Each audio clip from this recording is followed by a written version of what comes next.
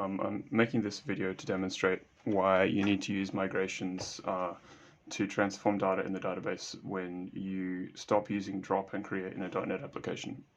Because I reached the point where I wanted my application to no longer drop and create the database, and I was like, okay, let's use migrations, put it into production. And I began to do that, and then as soon as I introduced my first migration where I wanted to transform an address value that was one string with the entire address, and I was like, okay, let's take this address, break it up, and put it into line 123, street, city, postcode. And I wrote a script that did that, and then I incorporated it into the application. I realized, oh, I was meant to do that as part of the actual up and down steps in the migration. So one of those things you learn as you go along. So I'm about to do that, and I thought I'll make a video to show the process. This is the script that I have so far, which was produced using a nice little prompt. I just put this text into Gemini. I'm very proud of my prompt. And Gemini gave me a nice script that transforms the single line address into this nice little object, and then I save that back to the database. If I run the script from Program CS in my .NET application, it will work perfectly, but then I'll have to have code that runs every deploy. The way you're meant to do it is come back with your up and down methods in your migration are meant to perform that step using SQL. So I began to develop the script using this class, and I need to go back in time to when I introduced the migration, which was here, and undo all those changes and write the same steps as part of the migration. The migration adds a billing address and shipping address column ID value to the orders in my my online store, and also adds the address table, and then there's the down method. So in these steps I need to also have some SQL that reads from the database, creates new address records, saves them, and deletes the string version of that address, and so that will run every time the SQL is executed on production. The way I eventually managed to get it working was with a separate project with the parsing logic, which gets compiled to a DLL and has functions that can be called from SQL. And then you compile that in release mode. You grab the DLL, copy it to a location that can be accessed by SQL Server. You use this PowerShell command to create a hash of the DLL, grab the hash value, and then execute some SQL that tells SQL Server to trust that assembly, giving it the file path. And then you have to tell SQL Server to enable making calls to C# functions. So you enable the common language runtime with another SQL command. Then it's able to basically call your functions from, this one. So there's parse line 1 is a function that I can call from SQL, and you do that with some SQL that looks, I don't know if you can see that, it looks like this. This is some SQL that I'll basically be incorporating into my migration. So it basically goes, hey, grab this this C# function from the assembly and execute it. Well, actually, this script registers those functions, and then they can be called later from the actual migration. Oh, there we go. So this is my this tells it to register the functions that are in the assembly. Then we create the temporary table, and then there's some logic here. It calls the functions in the DLL to convert the single line address values into entries in the address table, and saves them to the table, and then drops the old string column. So I'm going to run through all of that now. So I have this bit of SQL, which is essentially going to single user mode, drop everything, and then recreate the structure of the database. So drop, create, execute, there it is, tables are gone. Okay, so now in my .NET project, this is Program CS. So it's about to create the database using initial create, which is migration step 1. So jump in, it's found the flag. We grab the migrations that are pending, execute first one, execute second one. So now in the database we should have some tables. So we've got the orders table, which exists but has no data, and we have the users, and we have guests and products and stuff, but there's no data. So this JSON file contains data which is loaded by a class that seeds the database, but it depends on migration step 2 being completed, and migration step 3 I've performed a change in the data structure, so this is going to be no use after migration 3 is applied. So I'm applying it at step 2, which is execute, which has been done. So now we can run the seeder. It goes into the seeder and basically reads that file, puts everything in database. Just step out. So that has now got data. There's our data.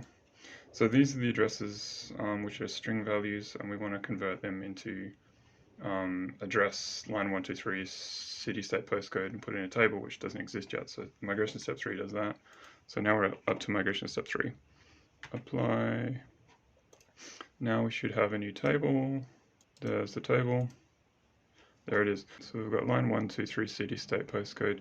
Now it should hopefully start correctly. Go to launch Vite. Launching. Okay, now it should work. Because I'm using Vite, it has to start Vite, which is the development server, and then the browser automatically retries, and then we find our way to the site. But often Vite starts too slowly, and Visual Studio is like, hey, come on, what is it? So that seems to have worked. We've got the products available. Add some things to cart. Let's buy one. Complete the order. Still got a breakpoint now. Continue.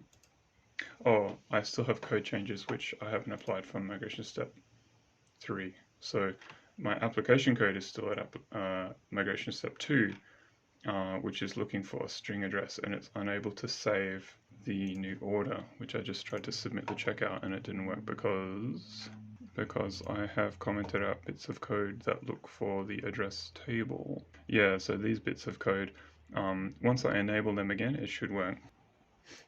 Now, what I want to do is reapply these changes from this one, this one, this one, this one, this one, this one, this one, as another commit after this one. Hopefully I can reapply these as one more commit after this one. I've gone back to the previous head of command and created a branch from there called branch from C405 blah blah blah, it's the hash. And so I'm branching off of main, and then I'm going to try to pull the unwanted head of main onto the new branch and then merge back in, so that I end up back at this point. So we'll change to that branch from.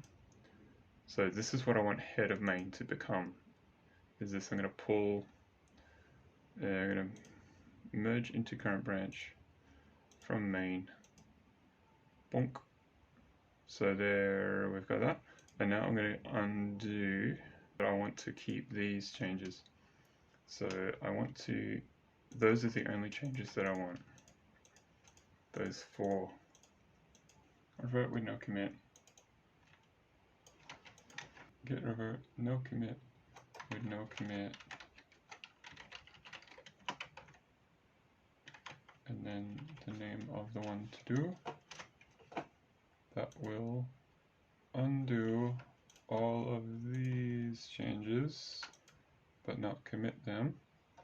So now it has added these files. I discard that change, and that should achieve what we want. Discard. Discard. That one is good. That one is good. Yeah, here you can see the legacy version, and the I kept the new version's name is just order rather than order version 2, because I didn't want to refactor the whole project. I'll just call it revert blah blah blah. Restore head to after migration 3 and 4. Okay, so that has undone the undo, and now it's back where I want the head to be. So we go back to main, and we go branch, merge into current branch from the branch, merge it in. So we're back in main. Okay, let's apply everything and check that it works, and then that should be done. Okay, so I have fixed my program CS so that it will run migrations and seeding in the correct sequence. And migration name equals step. Go back. Discard. Undo commit. Don't commit a deploy marker after migration 4. Okay, great. Check out previous commit. Jump back to here. Hey, please execute migrations 1, 2, 3, and then run the CEDA, and then run the migration 4. And it would go, okay, we've already run 1 and 2, and it will hopefully do that now. Now, we have addresses, and we have refresh. The address table was created successfully, and it has successfully parsed the values. And in the orders table, it has deleted the string version and it's added our discriminator column. So everything worked. The only thing remaining is to run the test suite and run the tests.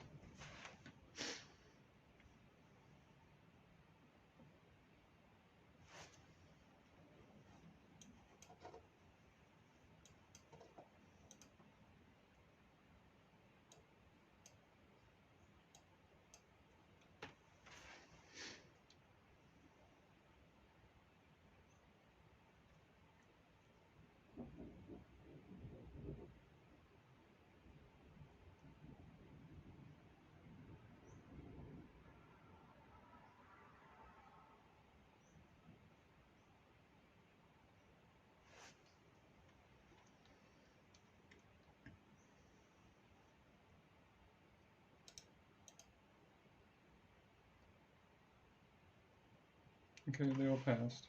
So that's working, and it's what I hope to achieve, but I've discovered that my configuration is not optimal, because in this file we now have to manually make sure that the names of the migrations we want to run are correct every time we launch the application, and possibly add the word seed in there if we also want to run the seeder at some point, which is making a very error-prone manual process, which is like the opposite of what I wanted. So I was hoping to have it simple like that. You just go 1, 2, 3 and seed, but this is a bit more not nice. So I might see if I can improve it and make it just intuitive and easy and automatic as much as I can. And there may be some existing .NET Core methods that will tell me what migrations are already applied, and that I could kind of declaratively tell it, hey, this is the pattern in which I want you to run migrations and do seeding, and it will hopefully be kind of decoupled from my commit history and stuff. So that's the process of data transformation and migrating that I was hoping to document, and it didn't go as smoothly as I was hoping, but I will see if I can improve it in future versions of the project. Thanks for watching.